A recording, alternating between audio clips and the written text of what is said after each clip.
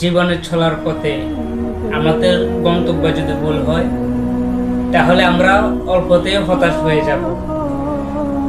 এটা কি বুঝছেন আপনারা?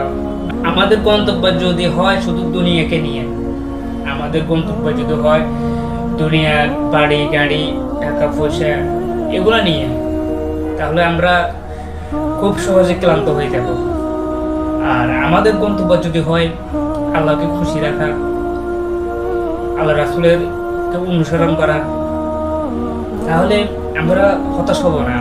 আমাদেরকে এটা ভাবতে হবে যে আমাদেরকে আল্লাহ তাআলা মহান রব্বুল আলামিন সৃষ্টি করেছে তার ইবাদত করার জন্য। তাই আমরা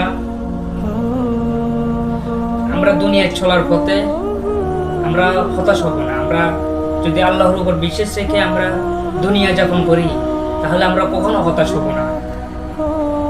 কারণ আমাদের আল্লাহ আছে। তাই আমরা দুনিয়াতে চলার সময় সব সময় আল্লাহ রাসূলকে স্মরণ করে চলবো, আল্লাহর ইবাদত করব, হক কথা বলবো, হকের সাথে থাকবো। তাহলে আমরা পথভ্রষ্ট হব না, আমরা সঠিক পথে থাকবো। ইনশাআল্লাহ আল্লাহ তাআলা আমাদেরকেও ভালোবাসবেন, আমাদেরকে সঠিক মর্যাদা দান করবেন।